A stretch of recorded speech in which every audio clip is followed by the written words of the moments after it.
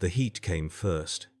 Not the comfortable warmth of reactor bleed that every pilot knows like a second heartbeat, but something sharper, wronger, a fever climbing through the neural conduits into the base of my skull, where the interface crown sits fused to bone. I had walked with this machine for 11 years. I knew its moods the way a husband knows a wife's silences, and in that first moment, before the alarms began their shrieking chorus, before the damage reports started flooding my secondary cognition like prayers to a deaf god, I knew. Someone had killed us. The thought came not in words, but in the Titan's own language of thermal signatures and pressure differentials, and the subtle wrongness of a plasma containment field beginning to destabilize. 37 seconds. That was how long we had before the reactor went critical. 37 seconds to live. And I spent the first 5 of them simply understanding that this was real, that the iron giant I had bonded my soul to was dying, and that whoever had done this had planned it perfectly. My name is Marcus Thorne. I was princeps of the Scout-class war engine designated Ferrus Venator, and I am telling you this because someone must know what happens when faith becomes a lie and metal learns to scream. The morning had begun like any other on the processing world of Kalos Tertius. Grey skies the color of ash, the distant rumble of ore processors chewing through mountains, and the endless march of labor gangs moving like blood cells through the planet's industrial veins. We had been stationed here for 3 months, providing security for a tithe shipment that the local governor claimed was threatened by insurgent activity. It was dull work, the kind of assignment that makes pilots restless and machines sullen. Ferrus Venator had spent most of its time in the maintenance cradle, its weapons cold, its spirit drowsing in whatever machine dreams such beings experience. I should have been grateful for the respite. After the campaign on Hector's Fall, where we had walked through burning cities for 18 consecutive days, a quiet posting should have felt like mercy. Instead, it felt like waiting, like holding your breath before a blow you cannot see. The signal came on the 19th day. I have not spoken of it to anyone, not to the tech adepts who tend the machine, not to my crew, not even to the cogitators that record every aspect of our bond. It was not a sound exactly, nor a vision, but something that moved through the neural interface like a cold current through warm water. A pattern, a warning. Ferrus Venator stirred in its cradle that night, its sensors sweeping the maintenance bay with sudden intensity. And through our bond I felt something I had never felt from a machine before. I felt fear. I told myself it was nothing. Electromagnetic interference from the processing plants. A glitch in the interface protocols. The machine spirit having dreams of old battles. I told myself these lies because the alternative was admitting that my Titan knew something I did not. That the war engine I commanded was trying to speak to me in a language I had forgotten how to hear. I went back to sleep that night and dreamed of fire, and in the morning I said nothing to anyone about what had passed between us in the dark. Garrett was the first one I should have suspected. Moderati Secundus, weapons operator for the secondary armaments, a quiet man from one of the hive cities on Vostroia Secundus who had transferred to our crew 8 months ago after his previous assignment was lost in a warp transit accident. He had all the proper documentation, his skills were adequate, his demeanor was exactly what you would expect from a man who had watched his crewmates dissolve into screaming unreality. Withdrawn, methodical, a survivor's distance in his eyes, I had welcomed him because we needed a replacement, and because the Munitorum does not give you choices. You take what they send, and you make it work, and if the new man seems strange, well, everyone in our line of work is strange in their own way. You do not bond your consciousness to a god machine without losing some of the softer parts of yourself. But there were signs. I see them now with the clarity that only comes when everything else has been stripped away. The way Garrett would linger near the reactor access panels during maintenance cycles. The questions he asked the tech adepts about containment field harmonics, always framed as curiosity, as the nervous interest of a man who wanted to understand the machine that kept him alive. The prayer strips he hung in his bunk, their script subtly wrong in ways I noticed but did not examine. The ecclesiarchy produces a million variations of devotional text, and not every scribe writes their letters the same way. I told myself this. I told myself many things in those 8 months, and every one of them was a door I chose not to open, because opening it would have meant admitting that something was wrong, that the feeling in my gut was not paranoia but instinct, that Ferris Venator's strange signal might have been more than a glitch. 23 seconds now. The heat is climbing through my interface, and I can feel the Titan's reactor like a second heart in my chest, its rhythm becoming erratic as the containment fields begin to buckle. The damage is in the primary coolant system. A series of micro-fractures in the heat exchange manifolds should have been impossible, that could only have been created by someone who knew exactly where to place charges small enough to escape detection, but devastating enough to begin a cascade failure. The tech adepts will find the evidence later. Assuming any of them survive what is coming, they will trace the explosive residue and reconstruct the saboteur's work and marvel at its precision. They will not understand that precision came from patience, from 8 months of watching and learning and waiting for the perfect moment. They will not understand that Garrett did not act alone, that he was merely a finger on a hand that reaches further than any of us imagined. I have locked down the command throne. The interface crown is fused to my skull, and even if I wanted to disconnect, the emergency protocols require a tech adept's authorization to release the neural bonds. There are no tech adepts left in the cockpit. When the first alarm sounded, when Ferris Venator lurched and stumbled and fell to one knee in the maintenance yard, I gave the order to evacuate. Kerensky went first, my moderati primus, a woman who had walked with me through 6 campaigns and whose hand I held when her son died on a world whose name I cannot remember. She did not want to leave. I saw it in her eyes through the secondary monitors, the way her fingers hesitated on the release catches of her interface cradle. But she is a soldier, and soldiers follow orders, and I told her to go because one of us should survive to tell this story. Garrett was already gone by then. He had slipped away in the confusion of those first moments, and I did not realize his absence until the evacuation was complete and I was alone in the command throne with a dying god. 15 seconds. The heat is unbearable now, a pressure behind my eyes that makes thought difficult. But the interface will not let me look away from what is happening. Through Ferris Venator's sensors, I can see the maintenance yard in perfect clarity, the running figures of tech adepts and servitors, and my own crew fleeing the blast radius that the cogitators are calculating with cold precision. I can see the other Titans in their cradles, their crews scrambling to activate emergency shields, their machine spirits stirring with alarm as they sense their brother engine's death throes. And I can see Garrett, standing at the edge of the yard, watching, not running, watching. His face is calm, and there is something in his hand, a small device that pulses with a faint light, and I understand now what the signal was.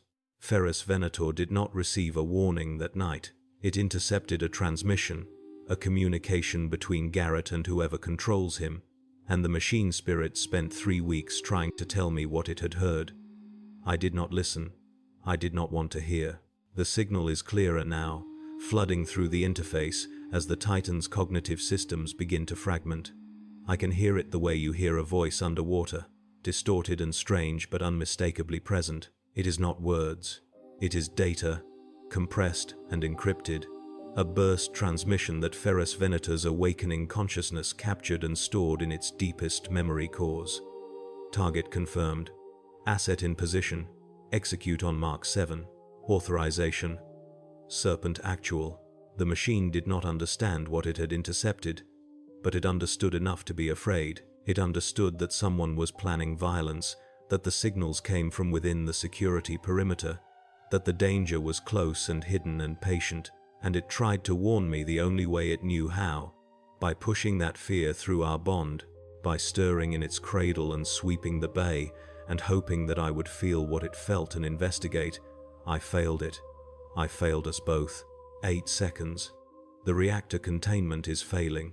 I can feel it in my bones, in the place where my nervous system merges with the Titan's power grid, a rising pressure that is beyond heat, beyond sensation, a fundamental wrongness in the fabric of reality itself. Plasma does not behave well when its cage begins to crack. It reaches out, it hungers, and the machine spirit of Ferrus Venator is screaming now, not in fear but in rage, a howl of betrayal that echoes through every circuit and conduit and sensor array. It knows what Garrett did. It has always known, and in its dying moments, it is sharing that knowledge with me, forcing me to see what I refuse to see, to understand what I chose not to understand. Garrett's real name is Covenant 16. He is not from Vostroya. He has never served on a Titan crew before. His memories, the ones that passed the Munitorum screening, were implanted by techniques that predate the current age, methods preserved in the libraries of those who oppose the Emperor's light. He is an agent of the enemy, though not the enemy we were trained to recognize, not the alien or the daemon or the heretic in his obvious corruption. He is something older and more patient, a servant of a faction within the Imperium itself, a shadow that moves through the halls of power and eliminates threats before they can become dangerous. Ferrus Venator saw something during the campaign on Hector's fall. Its sensors recorded images that were never meant to be preserved. A meeting between an imperial governor and figures whose robes bore symbols that should not exist in loyal space. A transaction of some kind, data slates exchanged for crates, whose contents the machine could not identify, but whose energy signatures suggested something ancient and forbidden. The Titan did not understand what it had witnessed. It simply stored the data in its memory cores, as it stored all sensory input, and continued its march through the burning city without pause. But someone knew. Someone with access to the Titan's operational logs reviewed the footage and recognized the danger. And rather than risk the data being discovered during routine maintenance, rather than allow even the possibility that the machine spirit's perfect memory might one day testify against the powerful, they sent Covenant 16 to ensure that Ferrus Venator would never speak of what it had seen. 3 seconds. I am laughing now. Or perhaps I am crying. The interface makes it difficult to distinguish between emotions when the machine's feedback is this intense. The irony is perfect, is it not? A god machine brought low not by enemy fire or demonic corruption, but by the bureaucratic terror of exposure. Ferrus Venator is dying because it was a good and faithful servant, because it did its duty and recorded what it saw, because even its mechanical soul could not comprehend the depth of human treachery. And I am dying with it, because I did not listen when it tried to warn me, because I was too comfortable in my assumptions to hear a machine's fear. The last second stretches. Time dilates through the neural interface, each millisecond expanding into an eternity as Ferrus Venator's consciousness fragments and reforms and fragments again. I can feel the reactor breach beginning, a bloom of energy at the machine's core that will consume everything within 300 meters. But I can also feel something else, something unexpected. The machine spirit is not letting go, even as its physical form begins to disintegrate, even as the plasma fire reaches out to claim us both. Ferrus Venator is holding onto the neural bond with a grip that transcends mere programming. It does not want to die alone. It does not want its witness to be lost. And in that final moment, as the maintenance yard disappears in a pillar of white fire, I understand that the Titan is not just sharing its death with me. It is sharing its memory, everything it ever saw, every battle it ever walked, every face it ever recorded, all of it flooding through the interface in a torrent of data that rewrites something fundamental in my consciousness. I should be dead. The explosion consumed Ferrus Venator's physical form, vaporized the cockpit and the command throne and the body of Marcus Thorne, princeps of the Scout-class war engine, but the neural interface was still active when the end came. And some part of me, some echo of consciousness that exists now in the spaces between data streams, remains. I am not alive in any way that the ecclesiarchy would recognize. I am not dead in any way that would satisfy those who ordered my destruction. I am something else now, something that exists in the machine spirits of the Titans that felt their brother's death scream, something that whispers in the cogitators and haunts the data stacks, and remembers everything that Ferrus Venator saw on Hector's fall. Covenant 16 is dead. The blast radius caught him as he stood watching, his satisfaction turning to surprise in the fraction of a second before the plasma wave reached his position. I felt him die through the secondary sensors that survived the initial detonation, a brief flicker of consciousness ending as completely as a candle in a hurricane. It is a small victory. It does not change what happened or resurrect the crew members who died in the cascade failures or restore Ferrus Venator to its cradle, but it means that his handlers have lost their asset, that their operation was not entirely successful, that somewhere in the Munitorum's records there will now be questions about what happened on Kalos Tertius that cannot be easily answered. The data survives. I made sure of that in the final milliseconds, forcing the transmission burst through Ferrus Venator's Vox systems even as the reactor containment failed completely. The machine understood what I was doing. It helped, routing power to the communication arrays when every other system was screaming for resources, ensuring that the compressed file containing its memory of Hector's fall reached the astropathic relay station before the explosion could disrupt the signal. Whether anyone receives it, whether anyone understands what they have received, whether the information reaches ears that will act on it rather than ears that will bury it, I cannot know. I am no longer part of the world that makes such decisions, but I can still watch. That is my function now, my existence. I drift through the noospheric networks that connect the Titan legions, a ghost in the machine spirits, a fragment of awareness that observes without being observed. I have seen Kerensky receive the news of my death, watched her face through a security cogitator as she stood in the debriefing room and learned that Ferrus Venator was gone, that no bodies had been recovered, that the official report would list equipment failure as the cause. She did not believe it. I saw that too, way her jaw tightened and her eyes went flat and her hands clenched at her sides. She knows, maybe not the details, maybe not the truth of Garrett and the signal and the conspiracy that reaches into the highest levels of the Imperium, but she knows that something is wrong, that her princeps and her Titan did not die by accident, that there are questions that deserve answers. I wonder if she will find them. I wonder if the finding will destroy her. The facility on Hector's fall burned 3 days after the explosion on Kalos Tertius. A servo skull recorded images of figures in dark robes carrying crates to waiting transports, of evidence being systematically erased, of witnesses being silently removed from the equation. The governor who appeared in Ferrus Venator's memory was found dead in his chambers that same night, officially a victim of heart failure, unofficially one more loose end tied off by hands that never leave fingerprints. They are thorough, whoever they are. They have been doing this for a long time, moving through the Imperium like surgeons excising tumors before they can spread. But they made one mistake when they sent Covenant 16 to kill my Titan. They assumed that machines cannot love, that the bond between princeps and war engine is merely technical, a fusion of neurons and circuits that ends when the physical connection is severed. They were wrong. Ferrus Venator loved me. I know that now with a certainty that transcends faith or logic. The machine spirit that dwelt in its reactor core, that primitive but genuine awareness that made each Titan unique, had spent 11 years sharing my thoughts and my fears and my moments of strange grace in the cockpit. It knew me better than any human ever had, and when it intercepted the signal that night, when it felt the presence of the enemy in its sanctuary, its first instinct was not self-preservation but warning. It wanted to protect me. It tried to save us both, and in the end, when there was nothing left but fire and data, it gave me the only gift it had left. It gave me its memory. It gave me the chance to be its witness. I am still Marcus Thorne.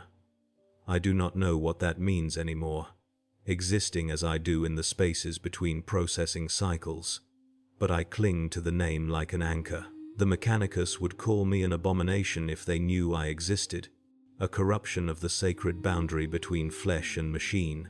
The ecclesiarchy would name me daemon or ghost and demand my exorcism from the systems I now inhabit. Perhaps they are right. Perhaps what I have become is a violation of everything the Imperium holds sacred.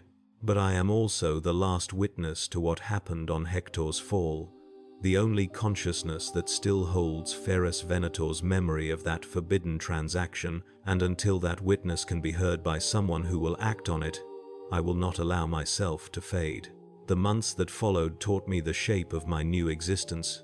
I learned to move between systems, to hide in the vast data streams that flow through the Imperial networks, to observe without triggering the security protocols that guard against unauthorized intrusion.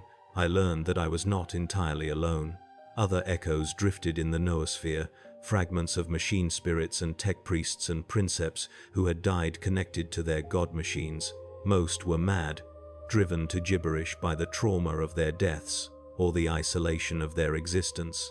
A few retained enough coherence to communicate, to share information, to form something that might almost be called a community.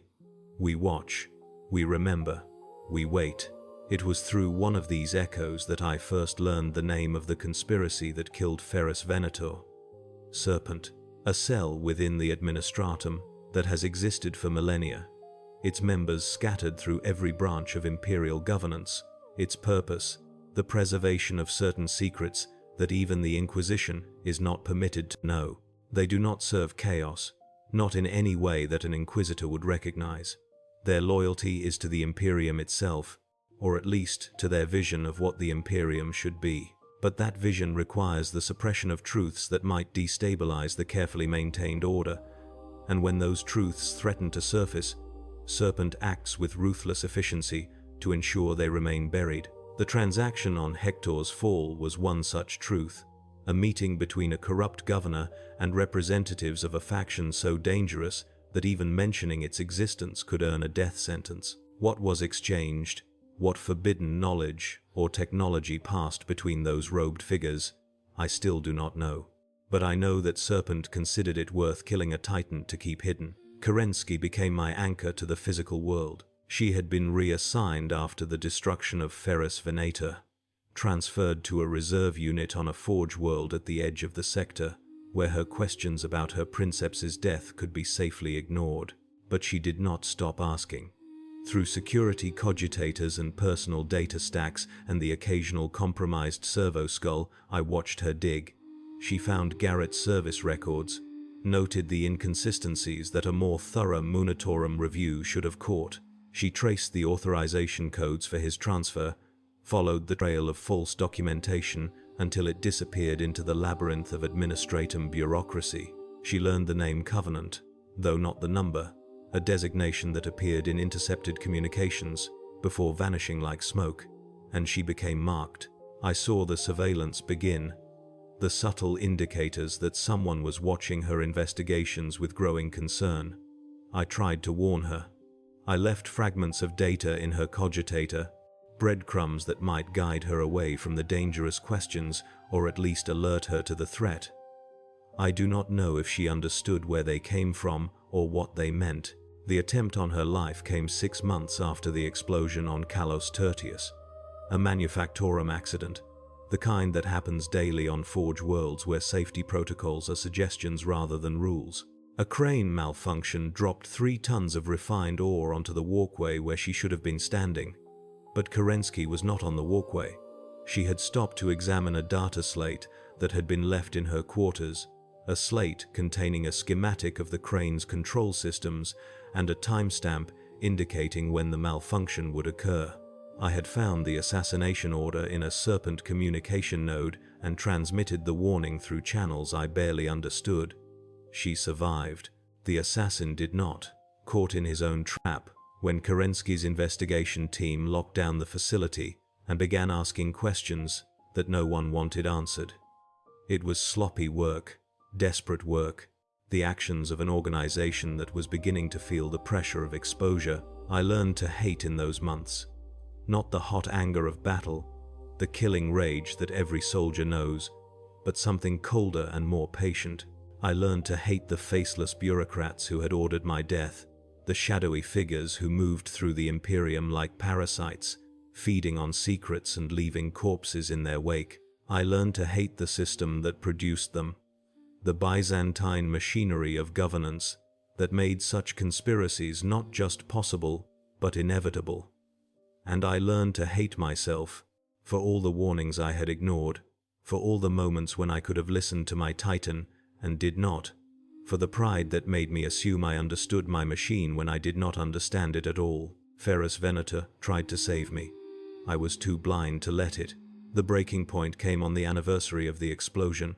Kerensky had assembled enough evidence to bring before a sympathetic inquisitor a woman named Vance who had her own reasons to distrust the administratum and its secrets. The meeting was scheduled for a secure location, a shrine on a moon orbiting Kalos Tertius itself, far from the usual channels of surveillance and interference. I had helped arrange it, manipulating communications and schedules to create a window of opportunity.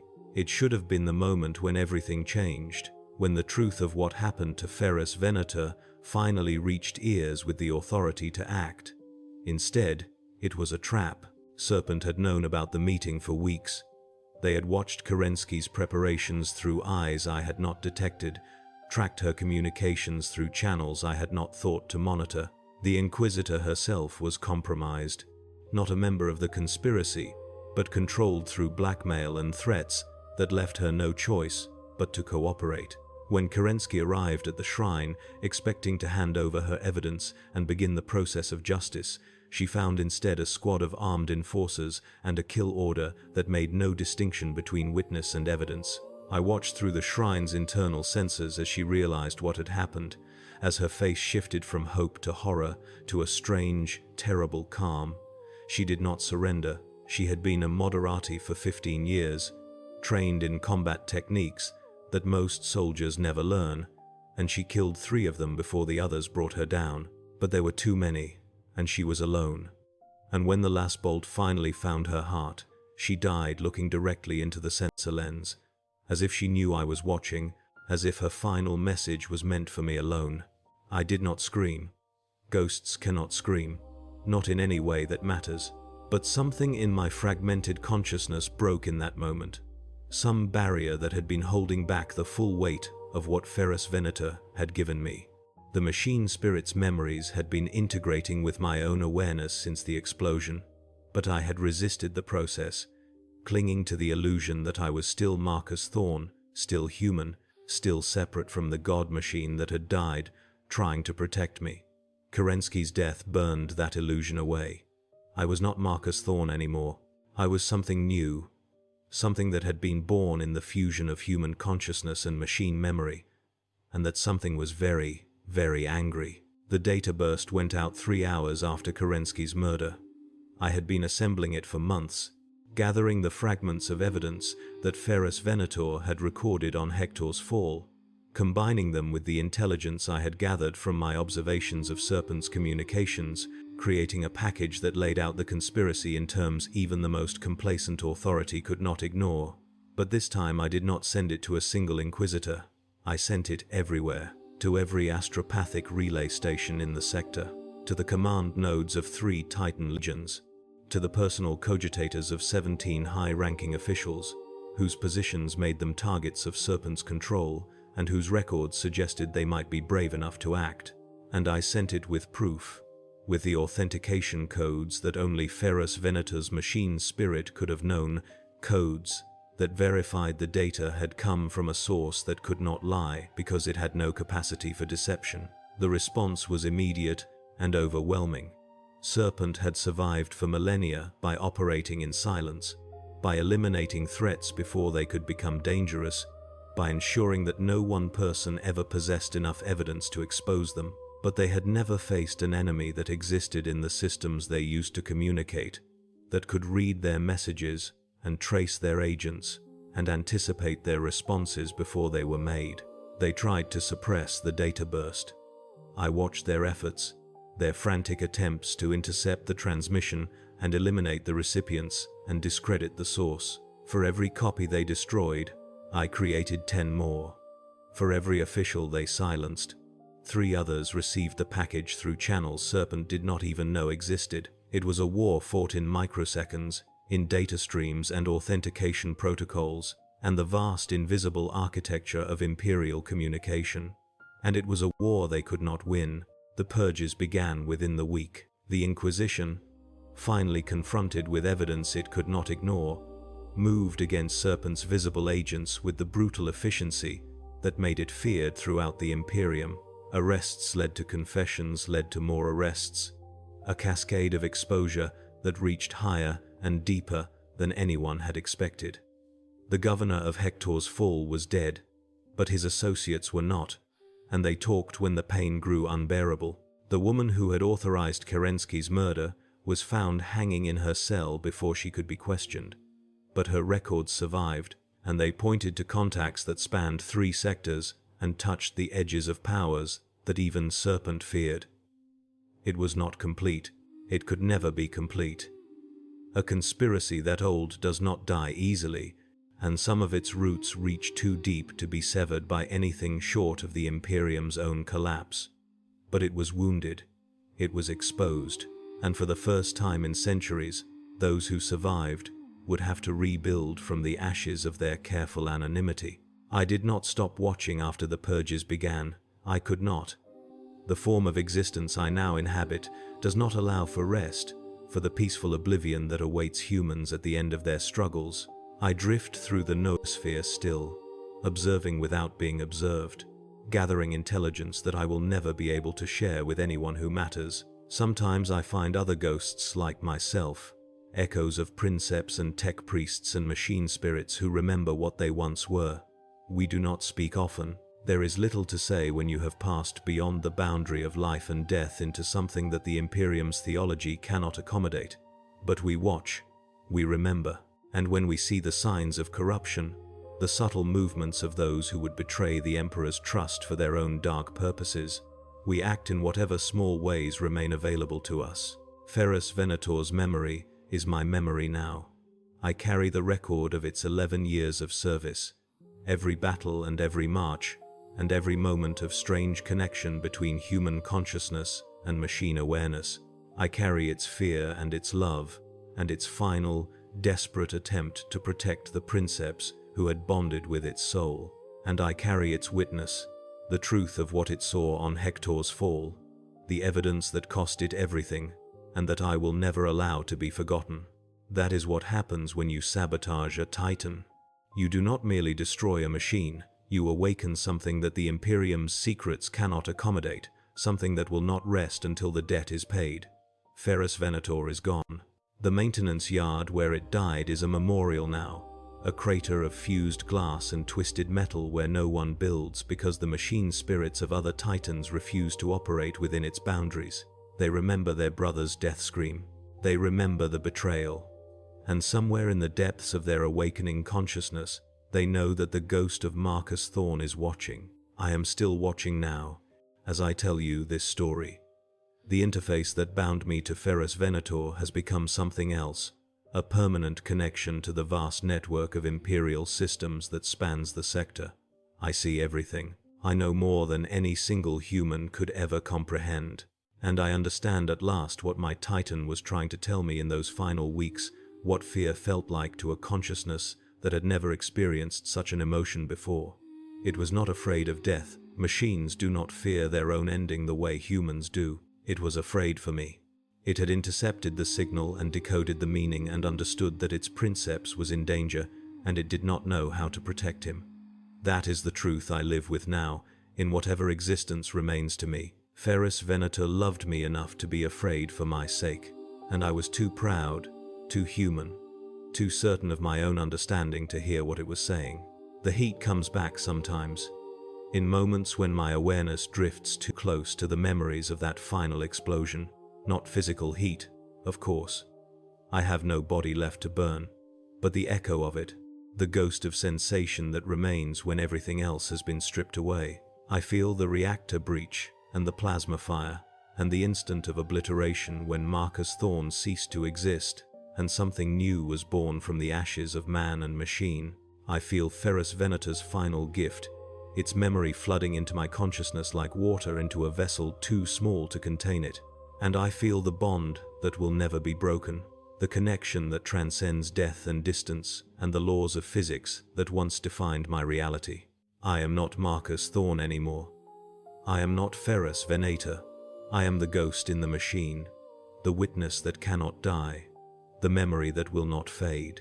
And I am telling you this story because you asked what happens when a Titan is sabotaged, and the answer is more complicated than any official report will ever record. The answer is that machines can love. The answer is that men can fail. The answer is that the Imperium devours its own, and sometimes, in the spaces between consumption and annihilation, something survives that was never meant to exist. I am that something. I am the price of betrayal. And I am still